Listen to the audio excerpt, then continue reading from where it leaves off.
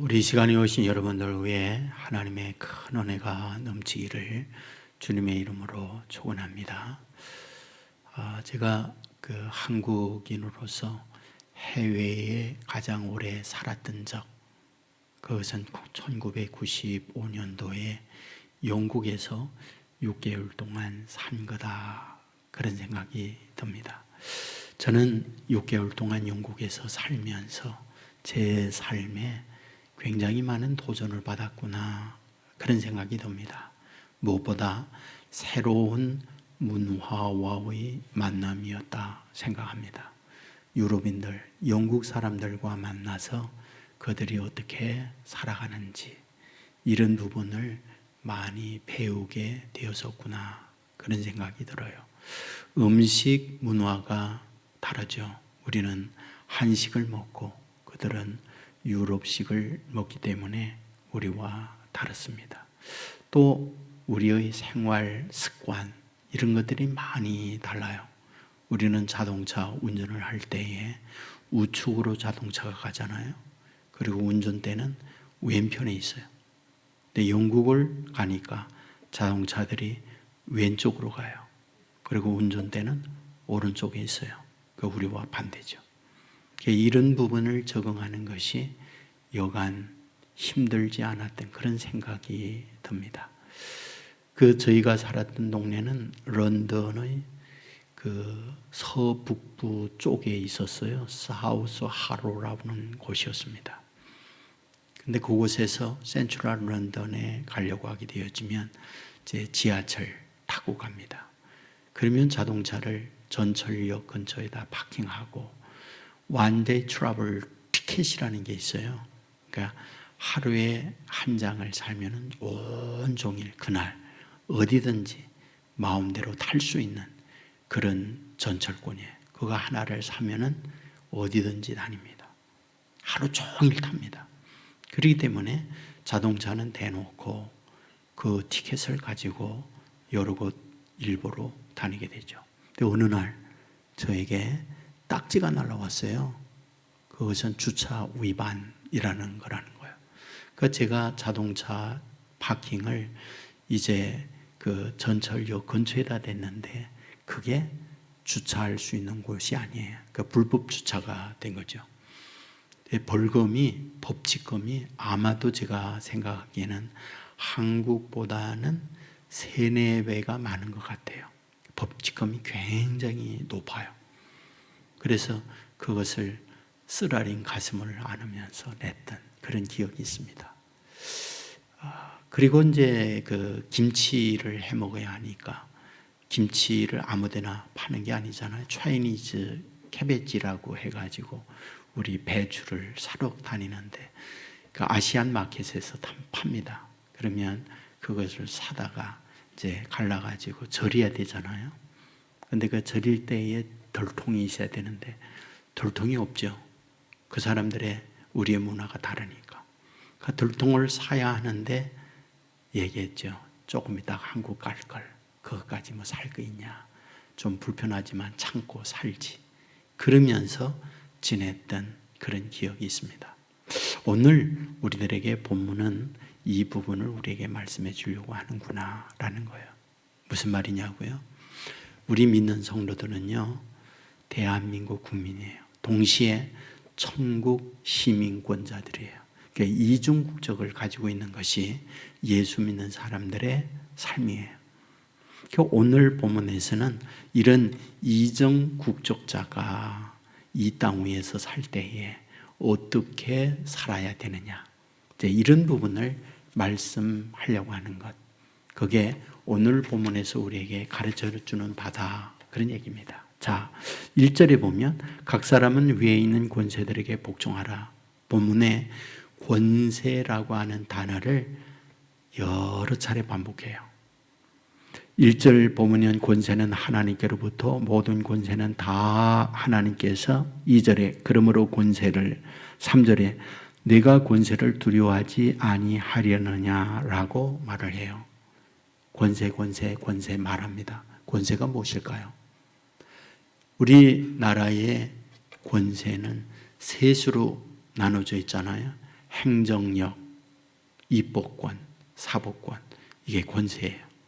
그러니까 정치 권력을 여기에서는 권세라고 말하고 있다, 그런 얘기입니다. 그러니까 하늘의 시민권자로 살아가지만 동시에 땅에서 이런 권세의 지배 아래 살아가는 것, 이것이 천국 시민권자들의 이중 국축자들의 삶이다라고 말을 해요. 그러면 세상의 권세, 권력을 가지고 어떻게 국민들을 통치할까요? 통치하는 방법이 본문에서 두 가지가 있다 이렇게 얘기해요. 하나는 4절에 그가 공연히 칼을 가지지 아니하였으니, 칼을 가지고 권세를 부린다 이렇게 말해요. 이 칼은 법이라고 하는 칼이에요. 물론 군사력도 있고 경찰력도 있고 행정력도 있고 이런 것들이 다 칼입니다. 그런데 법이라고 하는 칼을 가지고 국민들을 통치하는 거예요. 두 번째죠. 6절에 보면 너희가 조세를 바치는 것도 이로 말미암음이라. 7절에 모든 자에게 줄 것을 주되 조세를 받을 자에게 조세를 바치고 관세를 받을 자에게 관세를 바치고 라고 말해요. 세금이에요. 그러니까 이 세금을 정상적으로 납부를 해야 한다. 동시에 권력을 가지고 있는 사람, 권세를 잡고 있는 사람들은 어떤 회사나 사람들을 길들이려고 할 때에 사용하는 부분이 세금 조사예요. 그러니까 세금 조사라는 걸 통하여 세금 폭탄을 매기게 되는 거죠. 그래서 그 권세 앞에 굴복하도록 만드는 거예요. 역사 이래 모든 권력은 이걸 사용하지 않는 권력은 한 권력도 없어요. 지금도 여전히 이걸 가지고 권세, 권력자들은 국민들을 통치하고 다스리게 되는 거죠. 그런데 여기에는 정상적 바른 권력을 가지고 바르게 쓰는 사람들도 있지요. 저 아프리카, 남아프리카의 넬슨 만델라, 이런 사람은 존경을 받고 있잖아요. 우리나라의 영조대왕이라든지 세종대왕이라든지 성경의 다윗 히스기야, 또는 이방나라 통치자지만 고레스 왕이라든지 뭐 이런 사람들을 바른 통치자다라고 얘기를 해요. 하지만 그렇지 못한 통치자들도 많이 있잖아요. 권력을 딱 잡잖아요. 그러면 역사 일에 어떤 권력이라도요, 부정부패 척결이라는 이름을 가지고 통치 기반을 다지지 않는 정권은 한 정권도 없습니다. 모든 정권이 다 그래요. 문재인 정권은 뭘 가지고 했죠? 적폐청산이라고 하는 이름을 가지고 휘어잡은 거죠. 그래서 자기 마음에 안 드는 사람 다 법의 잣대로 난소질하고 감옥에 집어넣고, 이게 권력자들의 변함없는 통치 수단이에요. 자, 중국의 시진핑이 권력 잡았잖아요. 두 그룹을 치죠. 하나는 상하이방, 하나는 공진당파. 시진핑은 태자당이에요. 그러니까 자기의 권력 기반을 위하여 반대 세력에 있는 상하이방은 장쩌민 계열이거든요. 그걸 다 쳐내죠. 그 다음에 공진당, 후진타오 계열에 있는 사람을 다 쳐내게 되는 거죠. 여러분, 북한은요, 김일성이, 김정일이, 김정은이 3대 세습을 이어오면서 가장 타겟이 누구예요? 예수 믿는 기독교인이죠. 지금도 예수 믿는 기독교인들이 정치범으로 가장 간악하게 처벌을 하잖아요. 여러분, 어마어마한 사람들이, 반대편에 있는 사람들 죽어요. 자기의 고모부까지, 장성태까지, 그리고 측근에 있는 그런 사람들까지 다 쳐내는 거예요. 그냥 쳐냅니까? 반드시 법의 잣대로 당신은 이 법에 이런 죄를 지었소라고 쳐내게 돼요. 자, 지금 오늘 본문을 바울이 로마에 있는 교인들에게 보내는 거잖아요. 그러면 로마에 있는 교인들에게 이 내용을 편지할 때 당시 통치자가 누구였을까요? 성경을 보면 글라우디오라고 되어 있잖아요. 로마서 1장 13절에 보면 바울이 편지하면서 말을 해요. 내가 당신들에게 여러 차례 가고자 했지만 길이 막혔다. 왜 길이 막혔을까요? 길이 막힌 이유에 대하여 사도행전 18장 2절에 보면 글라우디오가 모든 유대인들을 로마에서 떠나라 명령한 거로라고 되어 있어요. 그러니까 유대인들을 로마에서 다 쫓아내니까 바울도 유대인이니까 로마에 갈 수가 없었던 거죠. 그 이후에 누가 통치자가 됩니까? 네로죠. 네로는 또 어떤 사람이에요? 우리가 잘 알고 있잖아요. 로마에 대화재가 일어났어요. 당시 3분의 2가 불탔다고 말하죠. 그런데 황제였던 네로는 이것을 타개할 국리를 찾아내는데 그 국리가 뭐예요? 글라우디오 때 유대인들을 쫓아냈지만 다시 유대인들을 불러들였는데 네로 때에 불러들인 이 기독교 유대인들을 향하여 뭐다?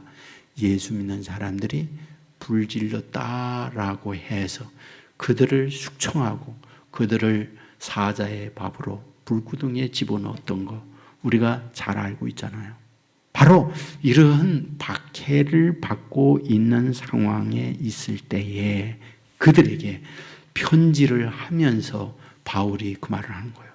1절에 각 사람은 위에 있는 권세들에게 복종하라. 권세는 하나님으로부터 나지 않음이 없나니 모든 권세는 다 하나님께서 정하신 바라. 그러므로 권세를 거스르는 자는 하나님의 명을 거스름이니 거스르는 자들은 심판을 자취하리라. 이렇게 말했어요. 그러니까 악질적 통치자, 잔인무도한 통치자라 할지라도 하나님이 세운 권세니까 그 권세에 복종하라 라고 말해요. 7절 말씀에 보면 모든 자에게 줄 것은 주되 조세를 받을 자에게 조세를 바치고 관세를 받을 자에게 관세를 바치고 두려워할 자를 두려워하며 존경할 자를 존경해라. 세금 철저하게 납부해라. 이렇게 얘기해요. 그러니까 국가에서 정한 세금 이런 것들을 철저하게 잘 해라 라고 말을 해요. 이게 누구에게? 로마에 있는 예수 믿는 사람들, 박해받고 있는 상황에 있는 생명의 위협을 받고 있는 그들에게 국가 통치에 대하여 너희들 순복해라 라고 말하고 있다 이 말입니다. 자, 고민이 많아요. 이 문제에 대하여 정말 논란이 많고 신학적 싸움, 다툼이 많아요. 이 부분에 대하여 우리가 어떻게 해석하고 이 말씀을 받아들여야 할 것인가 하는 거예요.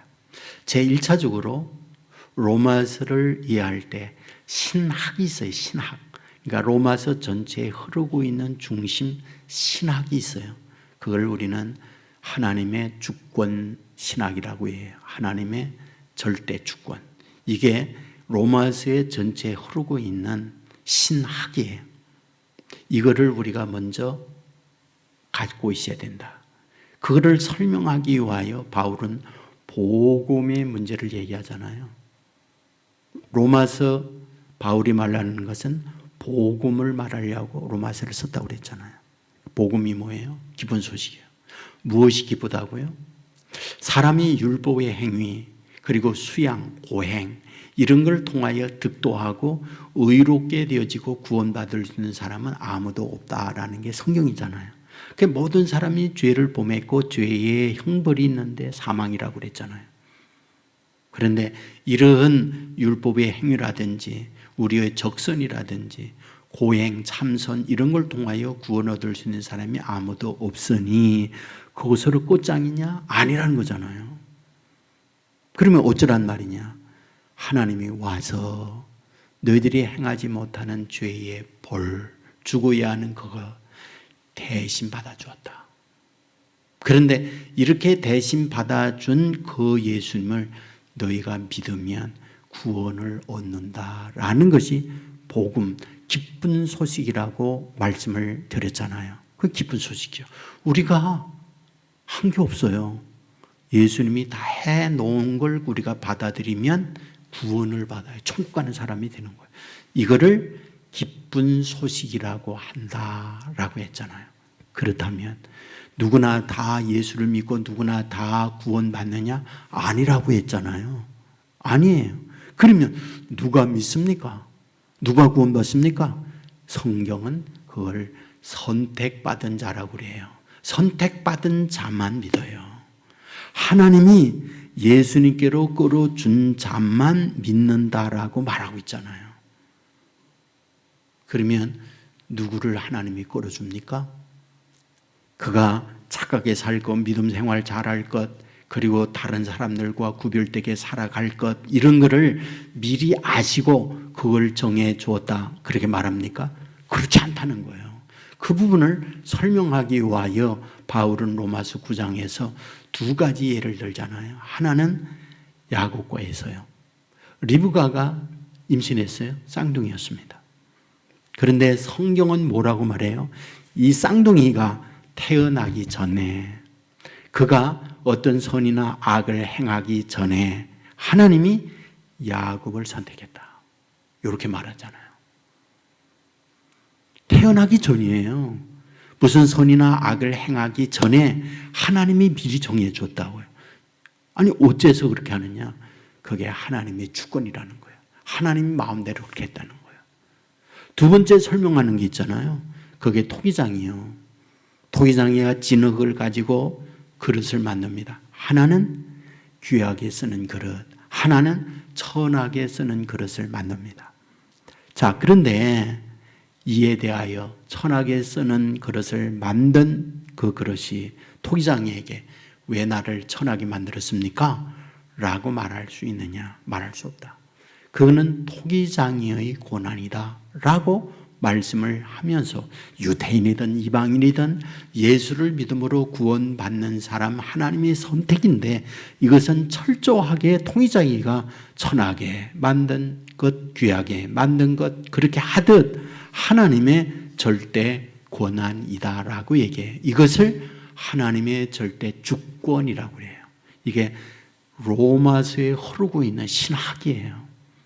오늘 본문을 그런 하나님의 절대 주권 신학에서 이해를 해야 한다, 그런 얘기예요. 그러므로 어찌하여 악한 통치자를 세웠느냐?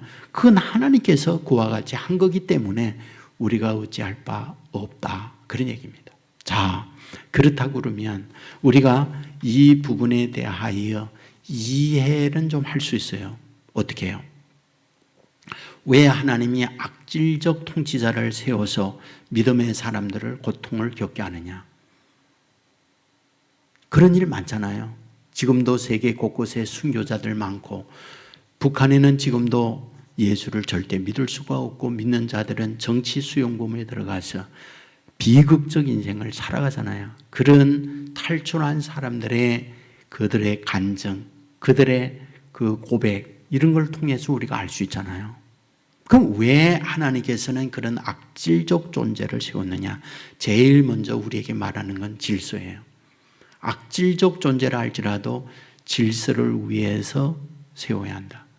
여러분, 하나님을 말하게 될 때 하나님의 속성이 많아요. 사랑의 하나님, 인자하신 하나님, 긍휼의 하나님, 전능의 하나님, 전지의 하나님, 무소부재의 하나님 등등 하나님의 속성이 굉장히 많잖아요. 그 중에 하나가 질서의 하나님이에요. 고린도전서 14장 33절에 보면 하나님은 무질서의 하나님이 아니시오, 오직 화평의 하나님이시라. 무슨 말일까요? 화평을 위해서는 질서가 있어야 하고, 그 질서를 가지는 하나님이 우리에게 화평을 위하여 질서를 갖게 하시는 분이다 라고 말씀을 하고 있는 거예요. 무질서가 아니에요. 질서의 하나님이에요. 여러분, 창세기 1장에 보면 땅이 혼돈하고 공허하다, 카오스라고 그러거든요. 무질서하다는 거예요. 그런데 그 무질서에 하나님이 빛이 있으라, 질서를 만들어내시는 하나님이다, 그 말이거든요.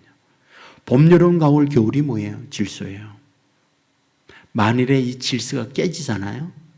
여름에 영하 날씨가 되고 눈이 내리고 우박이 내리고 땅이 온다, 망하는 거예요. 겨울에 여름처럼 뜨겁다 그러면 망하는 거예요. 질서가 있어야 돼요.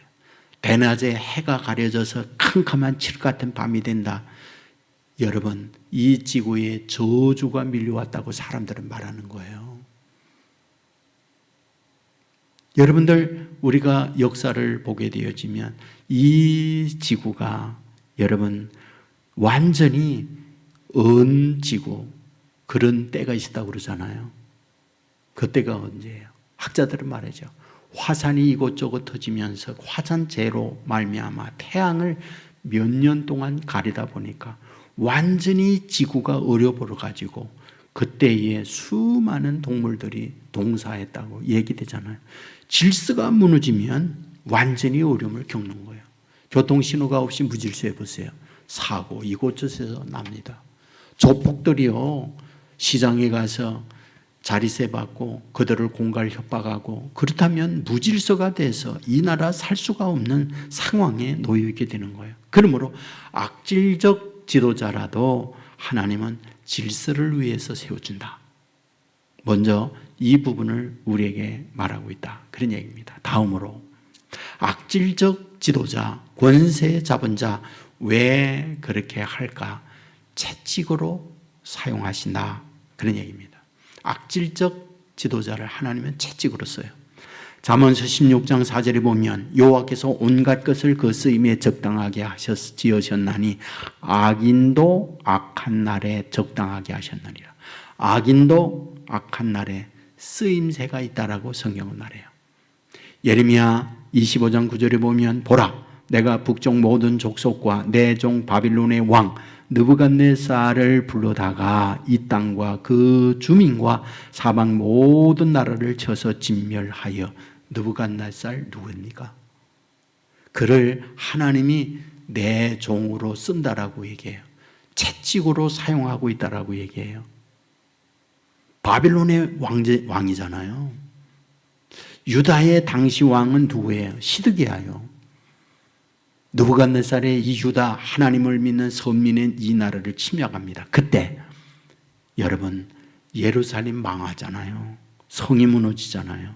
예루살렘 성전에 있는 모든 것들이 파괴가 되어지고 그런 기물들이 다 약탈당하고 있잖아요. 그때 여러분, 왕은 어떤 대우를 받습니까? 여러분, 왕의 아들들은요, 왕 눈앞에서 단두대 목을 다 쳐 죽였습니다. 누가? 느부갓네살이요. 그리고 왕 자체는 어떻게? 두 눈 뽑아버렸어요. 그리고 사슬을 묶어서 바빌론으로 끌고 간 거 우리가 잘 알고 있잖아요. 여러분, 이렇게 끔찍한 왕을 성경은 뭐라고 그래요? 내 종이다. 하나님이 그랬어요. 그를 채찍으로 사용한다라고 성경은 분명히 말해요. 여러분, 이사야 7장 4절에 보면 르신과 아람과 르말리아의 아들이 심히 노할지라도 이들은 영견하는 두 부지깽이 그루트기에 불과하니 라고 되어 있어요. 잘 요거 보세요.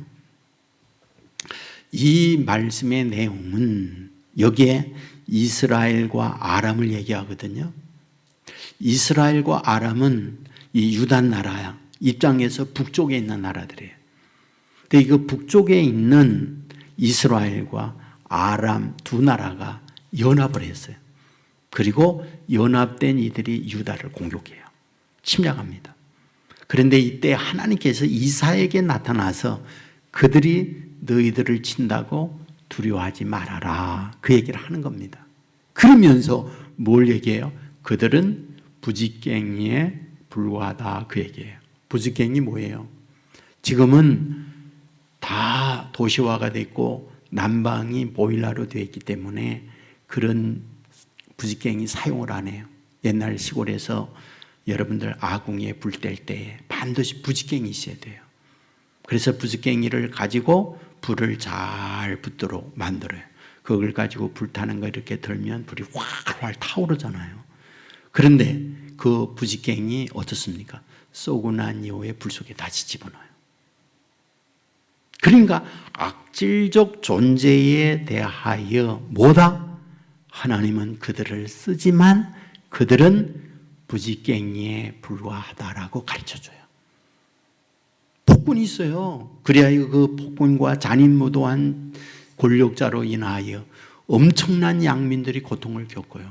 버마라든지 북한이라든지 기타 등등 곳곳에 지금도 이런 폭군에 의해서 어려움을 많이 겪는데 성경은 뭐라고 말하느냐? 그들은 채찍에 불과하다. 부지깽이에 불과하다. 쏘고 나면 반드시 불 속에 그들을 집어넣는다라고 말씀을 하고 있어요. 자, 그러면 이런 우리 이중 국적자로서 땅 위에 살아가게 되어질 때에 그런 악질적 지도자라 할지라도 뭐하다? 복종해야 된다.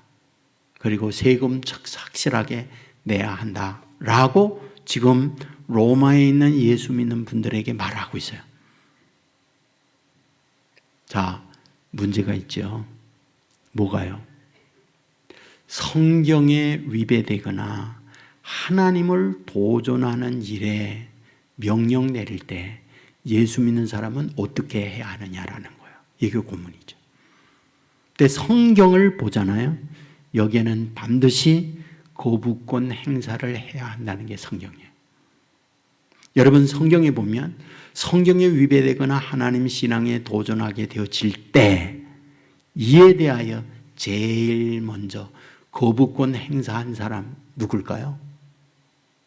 여러분 놀랍게도요. 여자들의 여자들이 제일 먼저 거부권 행사했습니다. 어디? 출애굽기 1장에 나와요. 당시 이스라엘 백성이 애굽에서 살고 있을 때 애굽의 국법을 따라 살아야 하잖아요. 그런데 황제 바로가 명령 내렸어요. 이스라엘의 히브리 남자 아이를 낳으면 산파들아 다 목 잘라 죽여라. 그리고 여자는 살려두어라 그랬어요. 그런데 이 명령에 대하여 산파들은 어때요? 따르지 않았죠. 거부하죠. 그리고 남자아이들을 다 살려내잖아요. 그래서 그 덕분에 누가 삽니까? 모세가 살아났던 거죠. 그래서 살아났던 거죠. 그러니까 이러한 부분에 대하여 거부권을 행사하는 거예요. 또 이런 거부권 행사한 사람 누구? 대표적으로 말한다면 다니엘과 세 친구 사드락 메삭 아벳노고잖아요. 느부갓네살 신상을 만들어 놓고 절해라. 그런데 하나님 외에 다른 곳에 절할 수 없고 섬길 수 없다. 그래서 그걸 거부합니다. 도전을 한 거죠. 왕 외에 다른 곳에 한 달 동안 기도하거나 자기 신에게 섬긴다고 하면 그들을 굶은 사자굴 속에 집어넣어야 된다. 성경은 말하고 있죠. 문을 활짝 열고 이런 국법에 대하여 완전 거부한다. 그리고 하루에 3번째 예루살렘을 향하여 기도했던 거 보죠. 그 법에 대하여 하나님의 사람 정면으로 도전하고 있는 걸 보게 되잖아요. 그리하여 불 속에 집어넣습니다. 사자굴 속에 던져집니다. 하나님은 그들과 함께 했던 걸 보게 되잖아요. 여러분 우리나라도 똑같아요. 일본 식민지 36년 동안 지배받고 있을 때에 신사참배라는 걸 했잖아요. 일본 왕이 신이기 때문에 거기에 참배하고 그걸 섬겨야 된다라고 얘기했어요. 독실한 크리스찬들은 여기에 거부했어요. 감옥에 갇혔어요. 매질당했어요. 수많은 사람들이 순교당했던 걸 보게 되잖아요. 그러므로 우리 믿음의 사람들 성경에 위배되는 한, 신앙에 위배되는 한 여기에 분명한 거부권을 행사해야 된다. 이게 성경이에요. 지금 오늘 우리가 살고 있는 이 현실에서 그런 일이 없을까? 있죠. 포괄차별금지법이라는 게 그거예요. 여러분 포괄차별금지법 이게 지금 국회에 발의가 되어져서 이제 이 부분을 통과시키려고 하고 있어요. 어떤 거냐? 평등이라고 그러니까 좋다. 평등해야지. 그런데 여기에 독소 조항이 있다. 그거잖아요. 그래서 기독교 지도자들과 법률 전문가들, 법조인들과 함께 이 문제를 가지고 오래 연구하고 준비해야 된 가운데 기독교는 이 일에 대하여 성경에 위배되니까 반대해야 된다. 입장을 분명히 하고 있잖아요. 여기서 다 말하기는 어렵지만 동성간의 성행위 인정해야 하고 학문 성교 인정해야 하고 또한 성전환 인정해야 하고 남자 여자 하나님의 창조된 이것을 거부하고 제3의 성을 인정해야 하고 여기에 설교하거나 여기에 거부하게 되어지면 손해배상, 이행강제금, 형사처벌을 받도록 이 법에 제정을 해놓은 거예요. 여러분 여기에 어떻게 우리가 인정합니까? 이건 철저하게 우리가 반대를 해야 돼요. 이게 성경이에요. 이종국 국자입니다. 우리는 천국 시민권자예요. 천국 시민권자로서 천국 시민에 합당한 삶을 사는 것이 우리들이에요. 여러분 그러므로 이 일에 제정하고 있는 국회의원들 누군지 분명히 알아야 돼요. 낙선운동 꼭 해야 됩니다. 그 정당 표주면 안 돼요. 이게 우리 믿는 자들이 해야 할 일이에요. 그리고 이에 대하여 우리가 성소수자들 여기서 난리를 치잖아요. 그래서 우리 교회가 거기에 반대하는 시위에 참여하고 그랬잖아요. 이것이 이정국적자 천국시민권자로서 해야 할 일이다. 성경은 이걸 분명하게 가르쳐줘요. 따라야 해요. 다음으로 얘기하죠. 권력자들이 어떤 존재가 되어야 하느냐라는 거예요. 본문에 보면요, 이 권력자들에서 말해요. 4절에 보면 그는 하나님의 사역자가 되어 내게 선을 베푸는 자니라. 하나님의 사역자 되고 선을 베푸는 지도자가 되어야 된다. 지도자의 항목을 말해요. 6절에 보면 그들이 하나님의 일꾼이 되어 바로 이 일에 항상 힘쓰느니라. 하나님의 일꾼으로서 바르게 통치해야 한다고 전제를 하고 있어요. 그런데 다 이와 같이 하나님 두려워하고 하나님의 일꾼으로 일한다면 얼마나 좋아요. 그러나 그렇지 못한 지도자들 너무나 많이 있잖아요. 그러므로 저는 여러분에게 꼭 제안을 드리고 싶어요. 어떤 제안? 예수 믿는 사람들이요, 구의원도 되고 시의원도 되고 국회의원도 꼭 돼야 되겠다. 그래서 바른 정치를 해야겠다. 예수 믿는 사람이요, 높은 자리에 좀 올라가야겠다. 대통령도 되면 좋겠다. 그리고 바르게 통치를 하면 좋겠다. 이게 제 소원이에요. 저는 우리 교인 가운데 누가 의원 되겠다 그러면 공개적으로 선전하고 싶어요. 꼭 표 찍으라고. 예, 바르게 할 수 있는 분이 지도자가 되면 좋겠다. 그렇게 생각해요. 여러분, 교육감이 누가 되느냐에 따라서요, 학교 교육이 완전히 바뀌어요. 지금 학교 교육의 이런 부분에 비기독교적 이런 요소들이 너무나 많이 있잖아요. 잘못된 정책들을 세워가지고요. 그래서 굉장히 심각한 문제를 우리가 받고 있어요. 그래서 저는 예수 믿는 사람들이 정신 좀 차려서 우리 신앙에 위배되는 이런 지도자들을 뽑지 않으면 좋겠다. 이게 제 간절한 소원이에요. 예? 아무 때나 할 수 없고 오늘 본문이 이 말씀이니까 정말 합니다. 예? 마음에 안 드는 사람 할 수 없어요. 그래서 성경이 얘기하니까 그건 말해야 돼요.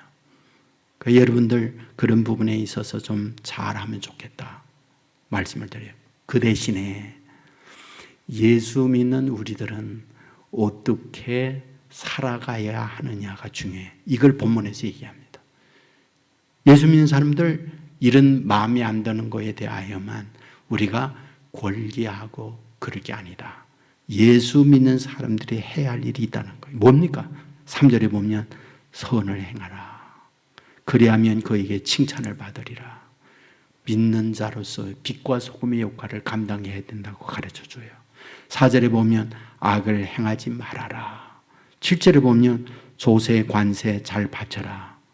자기가 해야 할 일에 대하여 바르게 해야 한다는 걸 우리에게 말해줘요. 예수 믿는 사람들이 믿지 않는 사람들과 차별화가 돼야 되잖아요.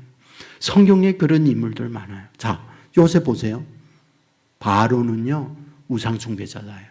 근데 우상숭배자 지도자 아래 총리 역할을 하는 사람, 신앙 안에 살아가는 요셉이 총리가 되는 거예요. 여러분, 왜 요셉을 총리 세웁니까? 간단합니다. 실력 있고 능력 있고 도덕성에 흠이 없으니까 이런 지도자를 우리가 세워야 한다 해서 바로가 총리 세우는 거예요. 여러분 다니엘 보세요. 느부갓네살 앞에서 말했어요. 포악한 지도자라고. 정치인이에요. 포악한 악질적 지도자입니다. 그런데 그 악질적 지도자 밑에 다니엘이 총리가 돼요. 느부갓네살 죽었어요. 아들 벨사살이 왕이 됐어요. 근데 이 벨사살도 다니엘을 총리로 계속 유임시켜요. 메대에 의해서 나라가 망해요. 다리오가 왕입니다. 근데 다리오가 나라도 망하고 왕도 바뀌었는데 다니엘은 여전히 총리예요. 여러분, 페르시아에 의해서 메대가 합수가 돼요. 그 합수 통합을 하면서 고레스가 왕이 되어지는데 그 왕이 되어졌을 고레스가 여전히 다니엘을 총리로 세우고 있는 거예요. 아니 어떻게 이런 일이 벌어집니까? 단 하나예요. 실력, 능력, 도덕성에 흠이 없으니까 그 일을 감당하고 있는 걸 보게 되잖아요. 우리가 잘 아는 이 로마, 여러분들 아시다시피 기독교 국가로 만들잖아요. 어떻게 기독교 국가로다가 로마가 됩니까? 그렇게 악질적 지도자들이 나라를 다스렸는데 나중에 기독교 국가로 바뀝니다. 단 하나입니다. 예수 믿는 사람들이 안 믿는 이들과 차별이 달랐거든요.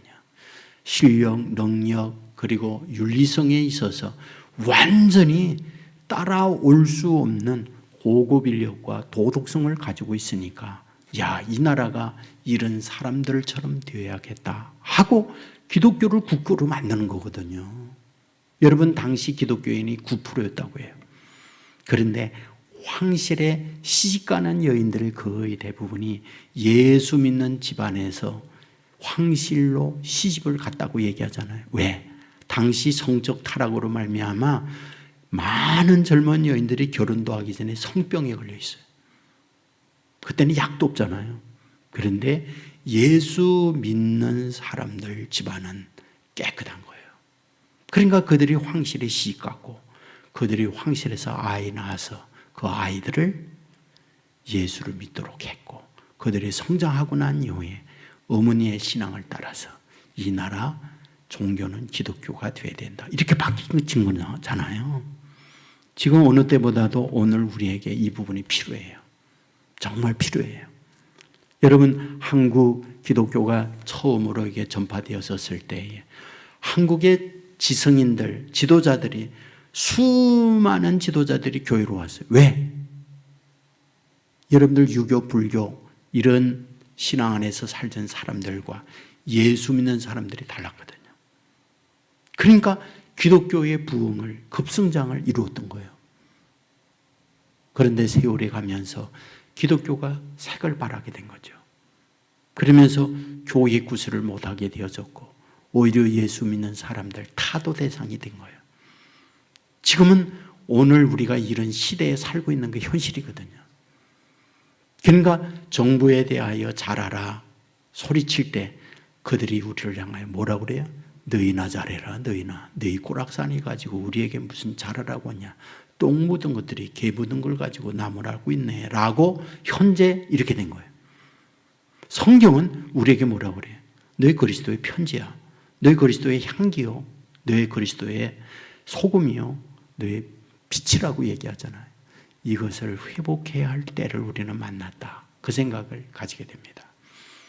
우리 토요일만 되면 우리 교육자들이 모여가지고 한 주간에 사역들 나누고 또 앞으로 우리 사역들을 항상 점검을 합니다. 그런데 그 청년부 보고를 하면서 송예린이라는 아이가 그렇게 그 착실하게 잘해서 구청에서 상 받았다 이렇게 얘기를 해요. 그래서 무슨 상을 받았느냐 하고 아버지 송원식 집사님에게 제가 물어봤거든요. 예린이가 상 받았다는데 무슨 상을 받았어요? 그랬더니 이 아이가 철저하게 잘한다고 그래요. 페트병 분리수거할 때 종이가 묻어 있으면 물리 붙여가지고 그 종이를 다 떼어서 종이는 종이대로 페트병은 플라스틱대로 구분을 하고요. 도로를 갈 때에도 우리 횡단보도에 그 줄건 대로 아래로 다 걸어다니고요. 그걸 일일이 생활하는 걸 다 사진을 찍어서 모아서 그거를 구청에다 냈더니 모범상을 받았다는 거예요. 얼마나 멋져요. 참 모범적이잖아요. 우리 교회가 구청으로부터 구민상을 교회에 내려줬다는 광고했잖아요. 저는 사실 그 요청을 받으라고 했을 때에 여러 차례 고사했거든요. 다른 분을 주라고. 우리가 한 게 뭐 있다고 그 상을 우리가 받냐고. 그러니까 다른 분에게 꼭 그 상을 주라고 여러 차례 고사를 했지만은 꼭 받아야 됩니다 라고 해서 허용을 하고 수락을 하고 받게 됐어요. 근데 거기에서 그동안 우리 교회가 활동했던 것들을 다 수집을 해서 청장님에게 보고한 거예요. 여러분에게 일일이 다 보고를 하지 않았지만 교회가 시작이 되어지면서 야구르트 사역을 시작을 했어요. 야구르트 사역이라고 하는 것은 이제 홀로 계시는 어른들 있잖아요. 그분이 고독사하거나 이런 경우가 많이 있으니까 야구르트 회사와 연결이 돼서 그분들에게 우리 교회가 돈을 그분들에게 지불을 하면서 전부 그분들에게 부평 구에 위치하고 있는 어르신들에게 야구르트 배달을 시킨 거예요. 그것이 없어지면은 계시는데 쌓이면 문제가 되는 거잖아요. 그러면 곧바로 구청 복지과와 연결해서 그 집을 찾아가서 그 어르신을 돌봄 사역, 이걸 우리 교회가 지금까지 계속하고 있거든요. 거기다가 경제가 어려워지고 그러다 보니까 이 군의 젊은이들이 직업 없이 그런 분들이 많아요. 그래서 그분들에게 좀 직장도 마련해 주고 그 대신에 돈이 있어야 되잖아요. 교회가 그런 돈을 좀 도와주면 좋겠다. 그래가지고 교회 시작을 하면서 지금까지 아마 계산은 제가 안 해봤지만 수억 원을 주었을 거예요. 구청에다가.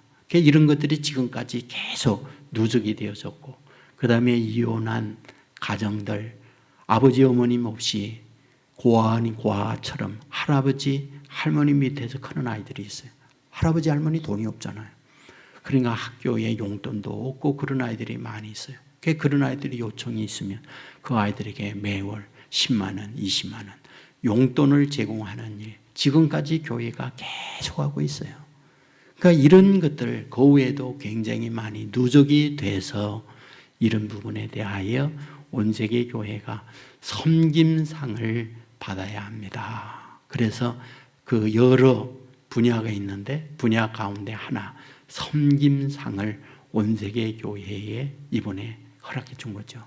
여러분들의 기도, 여러분의 헌신이 이와 같은 결과를 낳았구나 해서 감사를 드리는 거거든요.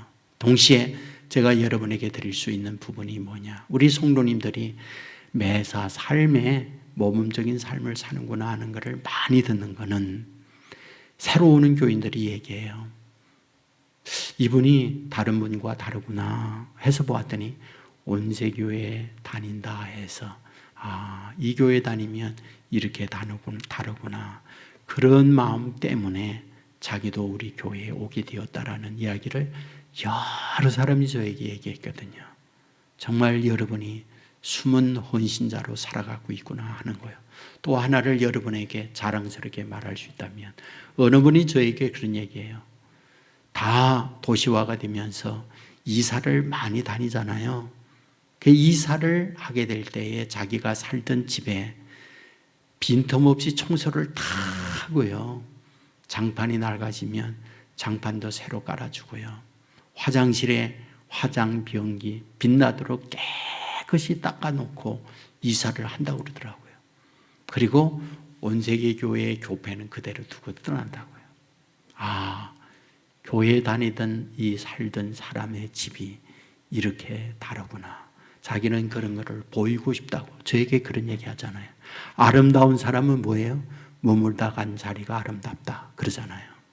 이것이 어쩌면 우리 예수 믿는 사람들이 이제 이중국적자로서 이 땅 위에서 살아갈 우리의 삶이구나 그런 생각이 듭니다. 저는 분명히 말씀드립니다. 저들과 마음씀, 저들과 우리의 선택이나 행동이 차별화가 되고 격이 다르잖아요. 절대 우리들에게 돌 못 듭니다. 오히려 돌 드는 사람들이 돌을 맞아요. 우리에게 돌 드는데 사람들이 박수치는 이유가 뭐예요? 돌 맞을 짓을 하고 있으니까 그런 거거든요. 우리 다시금 이중 국적자로서 그들을 향하여 우리의 목소리도 내지만 동시에 우리가 어떻게 살아가야 하는지 오늘 본문은 이걸 우리에게 말해줘요. 바로 그와 같은 삶을 살 때 그리스도의 향기예요. 그게 빛이에요. 소금이에요. 세상을 변화시킬 수 있는 주인공이 우리가 되는 거예요. 그리고 하나님 나라를 이 땅 위에 이루어지게 하는 거죠. 여기에 주인공으로 저와 여러분을 불렀어요. 여기에 쓰임받는 저와 여러분이 되어서 저와 여러분들로 인하여 하나님이 하늘에서 미소 짓고 하나님이 기쁨을 드릴 수 있는, 그리하여 세상을 변화시킬 수 있는 저와 여러분의 삶이 될 수 있기를 주님의 이름으로 축원합니다. 자, 우리 모두 자리에서 일어나겠습니다.